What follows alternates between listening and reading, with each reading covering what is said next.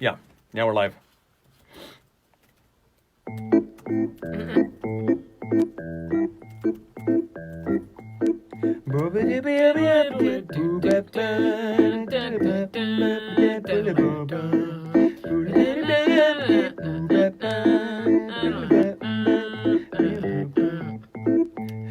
Oh, there's the not the news segment. Check it out.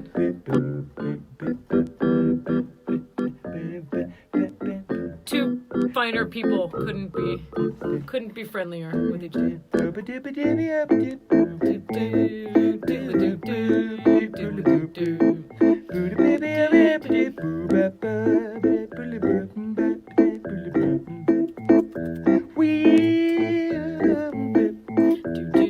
You know what Stan gets, honey?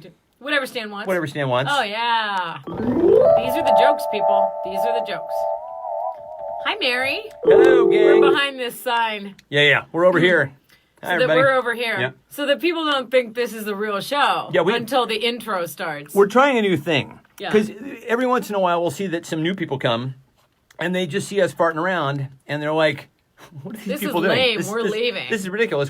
This is lame. We're leaving. And so we thought, well, we would just, as we're farting around and kind of, setting everything up. You guys know. You're cool. You guys right? know. So We don't have to explain you to guys you. know. You show up on time. Yeah, You listen to exactly. us fart around and look for my computer cable.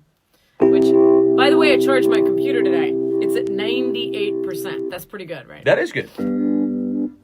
Oh, Carrie wants to know if we have visible farts. That's disturbing. Look, if you have visible farts, see your doctor. You need to go to a doctor, right? Now Ziggy played guitar, jamming good with Will and Gilly and the spiders from Mars. Well, he played that thing left hand, but made it too far. Became that special man, and then we were Ziggy's fans. Ziggy really sang, screwed up eyes and screwed down hairdo, like a cat from Japan. How he could lick on by smiling, he could leave on to hang. He came on so loaded, man, well hung in snow white tan. Okay, should we start the show? Yeah, definitely. The whole crowd is here. The gang's They all have here. their drinks. Hi, everybody. Hi. Everybody liquored up? We ready Wait, to do I this? think you should, I'm half in the... Oh, yeah, let's adjust the... There you go, there camera you angle. go. Are you good? Are you good? Are you good? Hello, Chris Petzold. All right, should we do Everyone this? was going to say half in the bag, which is not true. I was half in the bag. screen. Well, so... we're always half in the bag on this show, you come to expect it. This is how we make the funny. It's one of the ingredients for making the funny, right? Beer and wine. Bob West. Norm! Yes, we are the Cheers bar of the pandemic. All right, let's do it. It's the only show with Stefan and Lori. And now, here are your hosts, Stefan and Lori. That's right. I'm Stefan. She's Lori. Welcome, everybody, to the only show for Wednesday, April 8th. A day I refuse to call Hump Day because I'm full of irony and piss and vinegar. This is the only show that is on during the pandemic. You are stuck with us, and we couldn't be more grateful. Hello to all of you. We will start, as we always do, with some retractions. I regret subjecting you yet again to my Gilbert Gottfried impression. I have a tick. I can't help myself. And you're going to do it again, are you? No. Oh, okay. You're just going to, But I can't guarantee, because he dropped out of the race today, I got one last shot at Sanders, so I might sneak that in at some point. You should just go ahead and do it. Just do it. I might. All right, fine. What? Do I have food in my teeth? Why are you looking at me like that? No. I'm saying I'm going to wait for the right time. Okay. You look gorgeous. Oh, my gosh. I'm not going to... Okay, here we go. I'm not going to give you any heads up as to when the Sanders is coming. Now, it's just going to... It's going to be Sanders out of left field. And Surprise Sanders! It's surprise, exactly. Okay. Yeah. Right. And you have a retraction. I regret the error, by the way. Yes, okay. I'm sorry that I grossed everyone out about talking about how I put Brussels sprouts in everything, including a burrito. I'm sorry. I didn't know that would be so gross to so many of you who commented and then messaged me about how gross that was. I got 2 text messages about how gross that was. I'm reassured because honestly, there are times with your body, your choice. But there are times when you do that, and I'm like, I feel something coming up every time. I'm going to make like she was doing it with lentils and Brussels sprouts in a tortilla, and I was like, I don't know how you did it. Every time, just too, the smell of it I was make just like, it, and then I'm like micro and putting it all together with like, and then I put salsa on it too, which he thinks is like the over the edge, right? And he's like, "Oh my God, are you mad at yourself? I have to leave the room. That is so disgusting." Yeah, But- and it is. I mean, also, I want to let you guys know It's your that, dinner. I mean, I respect Yeah, that. But I mean, I'll let you eat it in what peace. do you care? Yeah. Also, I wanted to let you guys know that today, when we were like having this meeting for the show, we looked over and the dog was snoring. Like we heard this loud noise. We got and the an dog was editorial from the dog. like, we're like, Our dog doesn't snore. wow. So clearly, we've got a humdinger for you guys tonight. Yeah, I mean, I guess like wow. I she never offers editorial commentary. So we live next door to one of the most popular bike parks in King County. It's called Duthie Hill Park. It is, they actually have groomed it all up like ski trails, and they've rated them accordingly. And what is it, green diamond, blue circle, and then there's black diamond, double diamond, triple diamond. It's insane. Like the triple diamond shit is just like there are ambulances going in and out of this place all the time. Triple diamond, and then my next joke was the next rating is pull you out in an ambulance. Basically, which yeah, happens every with day. a head cage, Yeah. But anyway, so they've closed it down because of the pandemic, and they have gotten rid of all the parking along the road that leads to our place, except for there's a county road that kind of goes up to our property, and people have started parking on that, and they're going all the way up through this private road that leads past our house and goes into Duthie Hill Park, and it has been pissing off our neighbors. And so, coincidentally, Carrie shows up the other day, and she is wearing a gorilla mask and what's it? And like a full on like a workman's worker suit. suit. Yeah. And she looks so crazy. I'm like, oh, go down there and see if you can scare some of those people that are parked down there because it's bothering my neighbor. Right. I have a photo. It's on my phone though, which is this show is being Oh streamed. shit! Yeah, right. I'll post it in the after the show. But I have a photo of her walking down the forest road, and it looks so frightening. Yeah. But it didn't work. It didn't work. But I will tell you this. If that had happened to me, if I were sitting in my car and I was doing something that I'm pretty sure I'm not supposed to be doing, and somebody in a full gorilla mask and she might as well have been holding a machete. Is standing there and staring at me. Do you ever have one of those moments where you're like, wait, is this a holiday? Is this Halloween? Like your brain tries to make sense of something that it cannot make sense of. Like, what month is it? Who am I? What is my name? I have forgotten everything about everything. I feel like I go through that moment on an almost hourly basis. That's like our new reality. That is our new reality. Yeah. When I told our neighbor that I sent her a photo of Carrie walking down the road, trying to scare the Parkers. Yeah. She was like, "Oh, that's actually a good idea. I'm going to get a clown mask and a single balloon and just stand there." I love it. And so that's what we're going to try next. Only I think we should get a mannequin and put it at and what did you call it? A scare person? A scare human. Yeah, a scare human. A scare human. So we're just like it's not even really. It's just so weird that why would you park your car there? Something weird's going to happen there. Our friend Jason has a life-size mannequin frightening. that is wearing a hockey mask, and its name, of course, is Jason, after Jason Voorhees from Friday the 13th movies, and it works, I think. I think if anybody came up to their house and saw that there, they'd probably turn around and go back. So. You know what? Every time I go to their house, it scares me. It yeah, startles me. And we know he's there. And we know the guy's there. I know. You just top the driveway, and then he's there. And so I have started every holiday, I will bring a jaunty hat over and put it on Jason Voorhees. Yeah. Because I think it's funny. I put Santa hat on him. Yeah, he's seasonal. I put bunny ears on him. Yeah. Because I know that it won't scare me. And also it's funny to me. So we don't really have not the news segment, but I would just say, just in that vein, what the hell? I'll go ahead and play it. Do it. Yeah. Do the song. Well, it's not the news. I said it's not the news. No one wants to hear the news, because the news gonna give you blues. So don't listen to the news. Just listen to this. So apparently NASA reset the Mars lander. Remember that? 18,000 years ago when that was in the news? So the Mars lander is broken, sitting on the surface of Mars, as it is wont to do. And it is broken. And so NASA has it reset itself by hitting itself in the head with a shovel, which is a hilarious image that I cannot get out of my head. And I just keep thinking to myself, can we do that? Can we like get the planet to just reset itself by just hitting itself over the head repeatedly with a shovel? Like, I would be all for that. I feel like that would. You know what? I was in a very bad mood when I woke up this morning. I feel like I needed to be hit in the head with a shovel. So what I did was I listened to this radio station.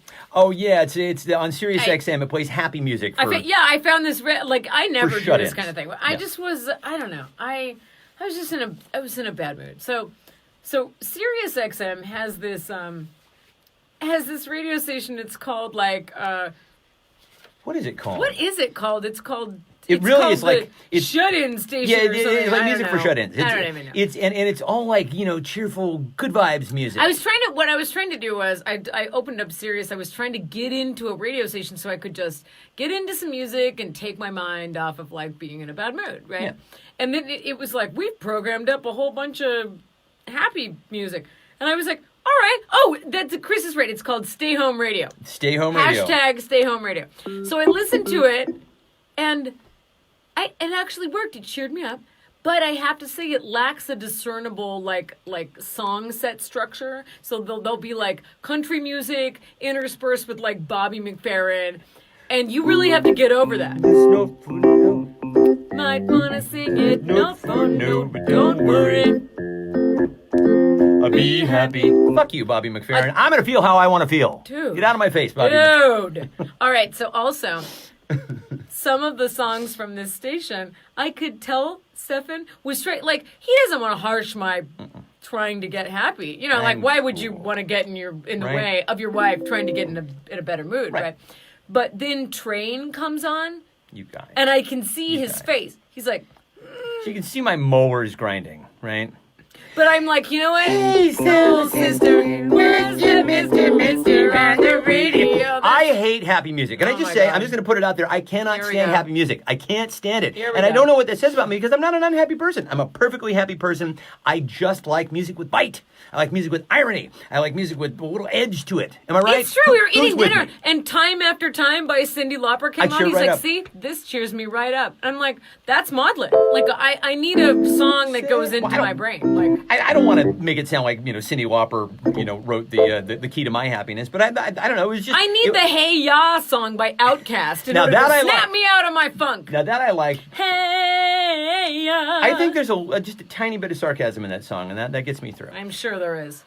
So what are we doing here? So what are we doing here? Actually, first, let me ask you guys: are you happy music fans? Do you like your music with a little bit of edge and irony? Jack Meyerberg says, "Too damn happy." You like a sad song, Jack Meyerberg? Yeah.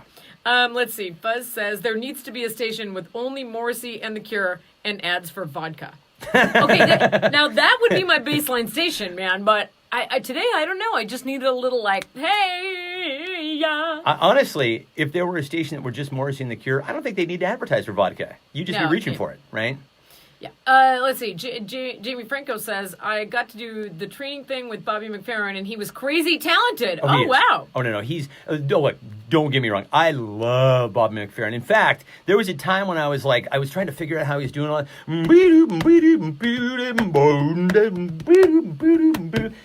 Wow. Before he started doing all the multi-track stuff, it was so cool when he would do these live performances with, and it's like I never really got it down, as you can tell. But you guys, I have to ask you a question. I know there's a lot of people with kids. We call them parents. Yes. Watching tonight, and I would like to ask you a question. I saw an ad go by today, and it was for a class where they will teach your middle schooler to beatbox. Intro to beatbox for 10 to 13-year-olds. Now, I understand that you're quarantined at home with your middle schooler. Would you like them to be also beatboxing nonstop? Get them a drum set. Get them a drum set. Sure. Yes. Would you like that? Yeah, would that be good? Or are you going to sign them up for that class? Because that sounds like double quarantine. Absolutely. Get them a set of power tools while you're at it. Just really double your fun. So listen, as you guys know, we are the only show, and we were just thinking today about how lucky we are that this pandemic is happening now instead of back in the 80s. You guys! If it had happened back in the 80s, there were only, if you didn't have cable, which we did not, there were only 3 channels and you watched what was on. And in fact, if you grew up where I did, you basically only got one channel, and it was the shitty channel. It was CBS, and you sort of got NBC, and you barely got ABC. Like, what did you get when you were? Oh, we got okay. Other people from the desert. What did you get if you didn't pay for cable? I think we got NBC. And like maybe CBS and we got PBS, but we never watched that. But, you don't watch that at night, yeah. So I had a single mom. She was like, "No, cable is not on our list." So I had like 2 channels. And when we were kids, you remember, it was like, "Well, is that on? Well, then too bad." Yeah. Or you could try to record it on the VCR. Yeah, with the remote that was attached to the remote VCR. that was attached, and then the light that was always blinking 12. Just always. Like the people who figured out how to program VCRs to this day remain heroes, and probably have engineering degrees. Strangely, your mom has tech issues, but she could program the hell out of that VCR. I know. She knew how to do that. That was extraordinary. So, like I said, we had one channel with CBS, and we sort of got NBC, and that was the one I really wanted because that was the good one. Like for one thing, it had Late Night with David Letterman, which has long been my favorite late night television show. It had Family Ties. It had The Cosby Show, which was a great show at the time. It was wholesome family entertainment at the time, featuring the man we all thought of as America's dad at the time. We were so naive back then. No, but thank God the pandemic didn't happen back then, because we would have been like bored, right? Like your parents would have been like, "Here's a book. Yeah, come out of your room in 3 months." Yeah. So I have 2 memories of ABC. So we got ABC, and it was basically snow. But like there were. This is what I remember from my childhood. I remember my mom being in front of the TV, my dad being up on the roof, and my mom be watching TV. And you almost had it. No, what? Okay, what else? No, go Move back. It more. Whatever you were doing Move before. It more. What? Just. Yep. Well, yep. I can't do it. I just opened. I can't tell you something. That was how he said. Did you put tinfoil on the rabbit ears? No, this was on the roof. No, I'm saying, but did you also have the rabbit ears on the TV? Have to, I don't remember any tinfoil. You'd have to ask my dad. We had that, and we put the tinfoil on the rabbit ears. So here are 2 very distinct memories that I have from trying to watch ABC. So first of all, Monday Night Football started in the 1970s, and I remember watching this with my dad on the couch, and we really couldn't make out the game. But the funniest part was watching, because you remember like the original lineup, it was like Gifford, Dandy Don, turn out the lights, the party's over, and Howard Cosell. And Howard Cosell would get... with the toupee that used oh my God, just literally in a strong breeze, it was just like bleep. And he would get in the bag. So by like the second half, he's making up words, right? He considered himself an intellectual and saying, "Oh, use Angie's new word." Oh yeah, the one that I always remember is like I think somebody like hit Earl Campbell, took him off lines. Oh, that was a monstrous hit.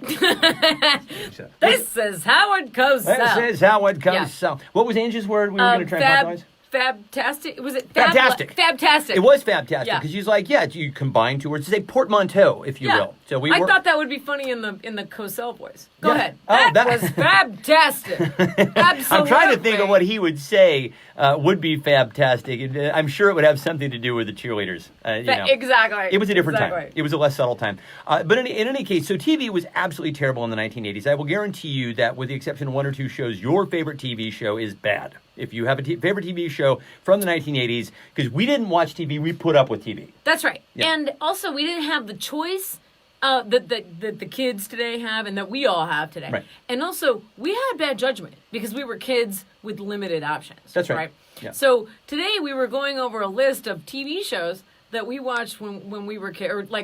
Okay, so now we have to establish Stefan's 5 years older than me. 51. So sometimes he'll make a reference and I'll be like, "Oh, I'm sorry, that's before my time." Yeah. So I really enjoy that. Well, really, it's a nice moment for me. Well, okay, so case in point, we watched 2 different versions of Saturday Night Live. So my version was the one with like Billy Crystal and Eddie Murphy, Joe Piscopo, those guys, and you watched the one with like Dana Carvey, Phil Hartman, Dana yeah. Carvey, John Lovitz, who went to our college. He did, UCI. That's right. Zot. Mike Myers. Oh my God, so funny. Every week, that was like my jam. That was my favorite show, and my friends and I would be quoting it like into the week. Yeah. Are any of my theater friends here? Maybe not. So, they have lives still. So we just put into the comments what your favorite TV shows from like the 70s and 80s were. We were kind of going over ours. Mine was like Night Court, WKRP, Cagney and Lacey. I'm an old man. Yeah, were you always a little old man? I've always been just I'm an aspiring curmudgeon. What were some of your favorites? I used to watch Dallas with my mom. Oh, my mom and I used to love the Golden Girls. Yes. Because you did. I guess we were the Golden Girls. Right. But I was young. Yeah, your grandmother is Estelle Getty. Yeah, that's right. That's right. My grandmother was there too, so the Golden Girls. I watched the Cosby Show. I watched all those like appointment TV. You watch Family Ties? I did. I liked Family Ties. I liked Family Ties. It was fine. I mean, a lot of these don't hold up. Like, what was the job of anyone from the Family Ties? God, they were liberals. What I don't know. What was their job? I want to say that the Michael Gross character, and Elise Keaton. So the Michael Gross character was like probably a professor in environmental law or some shit. They were very idealistic, which made for when Alex B. Keaton would come in with like a signed picture from Richard Nixon and whatever. That was when being a Republican was funny. So anyway, we were trying to group some of the shows together. Like, so you remember all the unexplained orphan shows from the 80s? This is my contention. Yeah. So like Different Strokes. I watched more of these shows than you. Well, I remember them. I certainly know the idioms. So Different Strokes, Punky Brewster, Webster, Small Wonder. What was going on here? Okay, here's the thing, and I really wonder if you guys remember this. Remember these shows, and why did we never question why a social worker never came by to see how the kids were doing? No oversight at all? Right? Like, I can name, like, that's 4 shows at least where, like, a guy that's not related, a person that's not related at all to the people, just take, like, Punky Brewster, was she related to that guy at all? I don't know. Didn't she meet him in the grocery store, and then she just moved in with him? And how was that allowed? I don't know. That absolutely screamed, visitation from, social. Nobody social from services. CPS is involved in any of these shows. I don't know. Okay, so that's fine. World don't move To the beat of just one drum. What might drive you? My contention is that America just couldn't get enough of wisecracking kids with pituitary problems because they just kept making show after show. I also wonder, I don't know if you guys ever watched Small Wonder where they had that robot kid. Yeah. Didn't the neighbors ever be like, hey, where'd you get that kid? Like, I mean, I know some of the jokes were about trying to convince everyone she wasn't a robot, and that's fine, but where did they get that kid? What we're saying, again, is that television TV was bad. terrible in the 80s. Bad it was just god-awful. There was no Breaking Bad when we were growing up. I was thinking about how I used to watch The Dukes of Hazzard. Now, that is an absolute travesty of a show. It is pure garbage from beginning to end, unless you are an 8-year-old or to 12-year-old boy, in which case it is written for you. It is about your experience. It is the inflection point between childhood and adolescence. So, follow me here. Right, so the Dukes are referred to as boys, but they're actually grown up, right? So they can drive cars and do adult shit, but with no adult responsibility. Neither of them have any jobs, right? Right, and they got in. They didn't play by anybody's rules, right? They're like jumping their fucking car over jumps, and they're getting in sideways and scooting across the I don't know, were they moonshine runners? I have no idea. And they had to dive in the window. I believe this is all every boy's fantasy. It represents the triumph of chaos rebellion over authority, and Boss Hogg and Roscoe P. Coltrane represent authority / your stupid parents, right? Not mine, not you guys, not you, mom and dad. No. I'm saying in general, and they always got bested, right? Gick, I'm going to get them Duke boys. And he never did. That's right. Roscoe P. Coltrane never got them Duke boys, and that is also every kid's fantasy. Now, you may be asking, what about Daisy Duke? No. I have several questions for you, though. Okay, all right. So first of all, the Duke boys, they don't have jobs, right? Right. Why are their doors welded shut on their car? I don't know. I have no idea. It was never explained. Do they live with Uncle Jesse in that trailer? Oh, I think I know why they were welded shut is because the General Lee was actually a NASCAR car. Oh, okay, yes, okay. I think that's right. But then why do they keep jumping it? It doesn't have the shocks to absorb that kind of jumping, right? Because it is every 8 to 12-year-old boy's fantasy to be able to fucking take a car and jump it. Are you going to play the theme song? You should. How does it go? Just a good old boys. Never meaning no harm. Never meaning no harm. That's right. You have to do it in the full accent. Be told you never saw been in trouble with the law since the day they was born.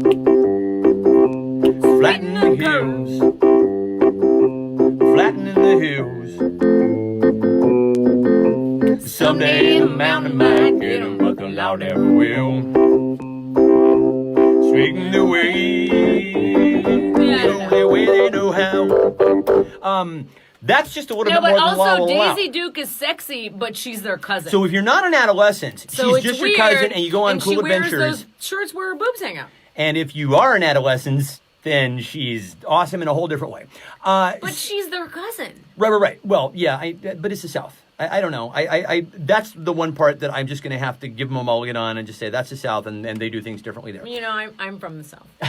You're not really from the South. Let's just. I think you were born in the South, and your mother got you the fuck out of there as quickly as possible. I mean, I was born on an army base. Exactly. In Kentucky. Yeah. And then I lived in the South until I was 8 years old. And my dad lives in Kentucky to this day. And he thinks it's hilarious. Hi, Dad. Hi. Anyway, hi, Dad. Hello, Ken. How are you, man? He thinks it's so funny to be like, you're the only native Kentucky. And so I've never, yeah. She does not cotton to that. Yeah. So as you were just hearing when we played that is one of those songs that has the plot in the theme song has the plot to the entire show. You don't even have to watch the pilot to get it, right? You know, these good old boys never mean no harm. Beats all you never saw them in trouble. So they tell the whole fucking story. So all you need to do is just take this out and tune in. Oh wait, should we take a break because people are really talking about the shows, right? Well, yeah, because we've got a little theme medley going on next. Yeah. So We're what gonna start singing. what are some of the People are favorite like, shows that people were talking about? Don't start singing. Okay, so Carrie Atwood and her sister Christy. Hi, Christy. Hello, Christy. They want us to know that Daisy Duke is from their hometown.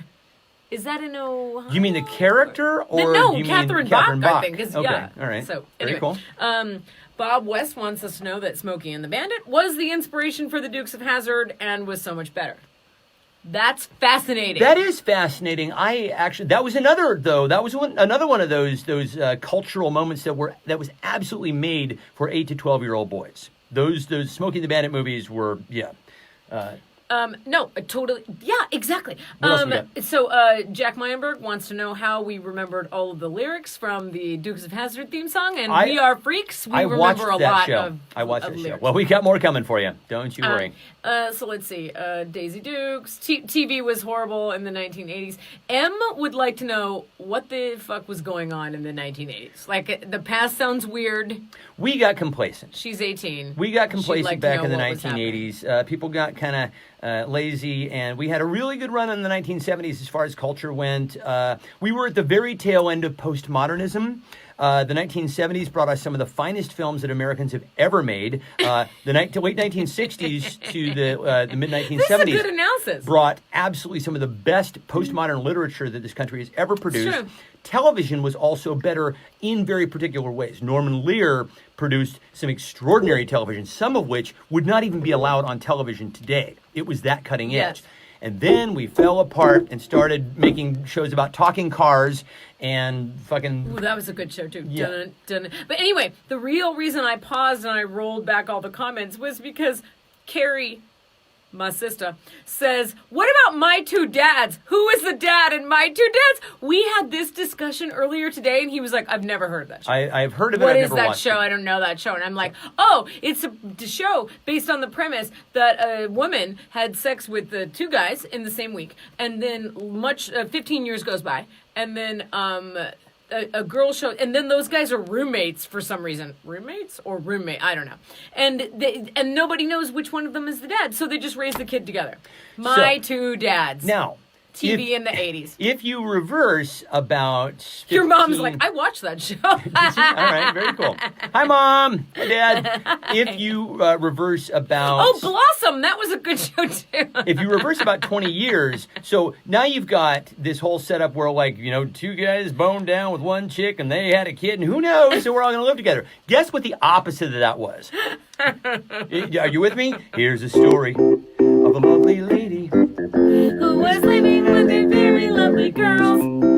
All of them had hair of gold, like their mother, the youngest one in pearls. And then one day when the lady met this fella, and they knew that it was much more than a hunch. You guys should be singing too. All the If you're not, I'm sad. From a family, and that's the way they all became the Brady Bunch. That is not the way they became the Brady Bunch. Now, divorce was not talked about on television. They were both widowers because we know that nobody got divorced in 1968. But they had right? kids that were the exact same age, and they seemed to be very familiar with each other. I'm saying this is a strangers on a train moment where they planned this and they killed each other's spouses. I think strychnine is involved in this story. So That's that right. takes the gloss. They both made it off look of like an that accident, little and then fantasy. they married, and they had... But that's another one where you literally can just be like, nope, I'm not going to need this for a little while. I'll just listen to the opening theme song, and they'll tell me everything that I need to know. Well, we went over different strokes. So that's like, well, the world don't move to the beat of just one drum. What might be right for you may not be right for some. A man is born, he's a man of means.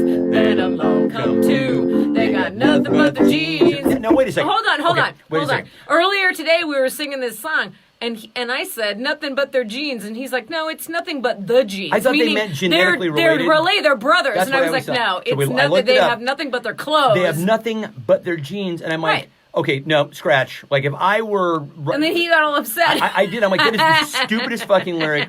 I cannot believe that it's that fucking dumb. I cannot believe it. But then again, it was the 80s. So there you go. Did you guys think it was nothing but the genes, like they were brothers, or nothing but their genes, like the clothes on their backs? And I don't know if these two things are related. And also, those kids didn't have any cousins or aunties or anybody. They had to go live with Mr. Drummond. Honey, they had nothing but their genes. Okay. Yeah. That's fine. I don't know. They just magically appeared someplace. I'll accept the premise. But what? Okay, For so TV purposes. since we're talking about that show, why did all the kids wind up either dead or in prison on that show? Oh, it's me. Seriously, like they all like Dana Plato went on like a 3-state killing spree, and then so did Todd. What's his face? And what are you talking about, Willis? Actually, I saw. Gary Coleman, this is absolutely true. I saw Gary Coleman when I was living in Burbank. He was working at a car lot. I believe it was a Chevy dealership, and he had to use a stepladder to get into his truck. Okay. This is very true. Okay.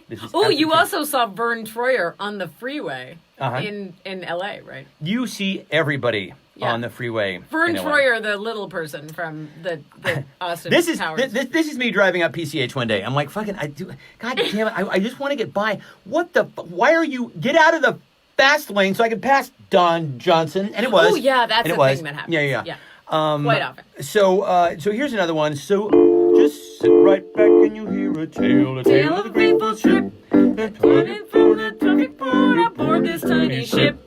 The ship sits down on the view. Passengers set sail that day on a 3-hour tour. A 3-hour tour. Now hold on. Yeah. For one thing, why did the millionaire and his wife go on the dinghy that basically is the tiny boat with the 3-hour tour with the movie star and the other poor people? And why did the Howells pack so much shit? Why can't they charter a yacht and go going Right. around? Like that doesn't make sense for them to be in there. None of it. Well, I mean, we're suspending a lot of disbelief. Oh, over this would be a good anyway. time for your Sanders reference because they're rich and they need to redistribute their wealth. They're out there trying to redistribute their wealth. But what in fact they are doing is actually keeping the situation down where it is. Because what you have is a small dinghy boat. That's it. Now. That was me pimping you for your impression. Totally pimp me for my Sanders. Sorry. Now, if you watch the opening sequence and you have lived in Los Angeles, you will recognize the marina, the marina from Marina Del Rey. They leave from Marina Del Rey, okay? Two things. 3 hours from Marina Del Rey? Yeah, there is no uncharted desert island 3 hours from Marina Del Rey in any direction. I can tell you that now, for a fact. Now, this is us nitpicking because we're from California. But when that's your exterior shot, when you don't even go somewhere to shoot the exterior, we're going to pick on you, right? Absolutely. So basically, if you go from Marina Del Rey and you get in a storm, you might wash up in Catalina, and there's a ferry from there too. So come on, stop crying. No, it's horseshit. No, you're exactly right. Well, let me tell you a story about a man named Jim. I never watched this show. Poor mountaineer barely kept his family fed. And then one day he was shooting at some food, and up to the ground came a bubbling crude. Oil, that is. Texas tea. Well, next thing you know, old Jed's a millionaire. Kin folks said, Jed, move away from there. No, they did not. No, they didn't. They said, now you're rich.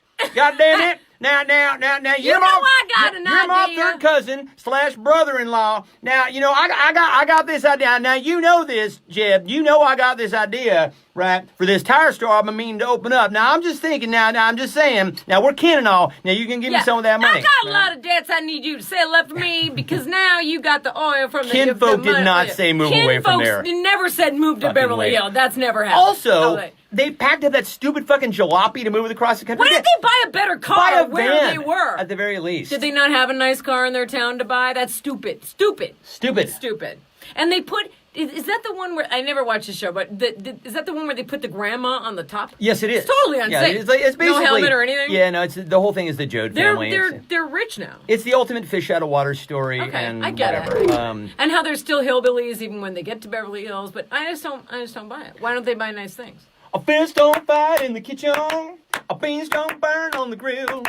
I took a whole lot of terrain just to get up that hill. Now we're up in the big leagues, getting our turn at bat. Long me live, you and me, baby. Ain't nothing wrong with them. We're moving on up to the east side, to a deluxe apartment in the sky. Moving on up to the east side. We finally got a piece of the pie. Okay, you know what? I wish that theme song, because that's a very narrative-based theme song, Yes. right? About how the Jeffersons got out of their neighborhood in Queens. And by the way, did you know that the Jeffersons were the next-door neighbors of Archie Bunker? It was a in the spin-off Archie from All in Bunker the Family. show. It was a spin-off. And I think that there should have been more made of the fact that they made it and moved away from their racist neighbor. Well, that was the whole conceit, and I think that... I know, but not enough people know that. That's a big deal. I honestly think that Norman Lear was trying to pay penance for Sanford and Son. Yeah. Sanford and Son was an insanely racist show. I'm sorry, I loved Red Fox, but I can't even. I was going to do my impression, but everything about that show is just extraordinarily racist. I will say, if you wake up with the weird song in your head, please just go over to YouTube and listen to the theme song from Sanford and Son, because that will clear it right out. One other narrative theme song is one that you know by heart. It is the Fresh Prince of Bel-Air. Okay, join me, everyone. Now this is a story all about how my life got flipped, turned upside down. And I'd like to take a minute and sit right there and tell you how I became a prince of a planet called Bel-Air. In West Philadelphia, born and raised in the playground is where I spend most of my days, cooling out something down by the pool. And then a couple of guys, they got up to no good, started making trouble around my neighborhood. I got in one little fight and my mom got scared and said, "You're moving with your auntie and uncle in Bel-Air." Now Wait. hold up. That's all he had to do? He's living in the fucking projects. It's like, Why wait, did I not know one about this fight? aunt and uncle before? One I fight. can get in a And I- fight and for I- you to say that you have a relative in Bel-Air? Let's go there now! Yeah, I was gonna Why say, do like, I have to get why in you a get in holding out trouble on for me, this? Mom? This is the stupidest thing I've ever heard. So anyway, we thought we would just close. Oh God, this has been a long show. I know. We honestly, I cannot stress to you how nothing we had at the beginning of the day today. This is. Now we're getting requests. Somebody says, "Can we do good times?" Good time. I can't. Can you? Do you have a piano for that? I don't. I only vaguely remembered. I'm so sorry. Okay, we'll work on it for tomorrow. Yeah, that'll be under regrets. So we were just coming up with some modern theme music that would actually tell the story of the show that it is about. And so, for example, like Mad Men would be like, he is an ad exec in the 60s. He likes to day drink and fuck around on his wife. Because nobody does a good, like a good narrative-based theme Nobody song does. anymore that I you don't can think so. sing along to. It's all Right. just instrumentation. Yeah, exactly. So you had a Game of Thrones. Yeah. Okay, so Stefan doesn't watch Game of Thrones, so maybe you can relate to this one. It's it's so stupid. This is so stupid, but You're awesome. Go with me. Kick it.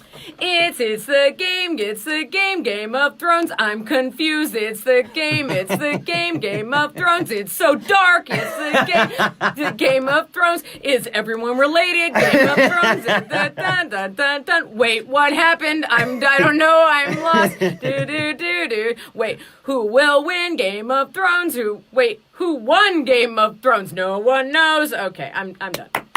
I had one more line. I didn't hook up the I had the one more applause lyric. machine. Wasn't that guy dead before Game of Thrones? Game of Thrones. I don't know. Wait, was Forget it Jon Snow who they got Forget back? it. That bit's gone. Did I get that right? It was.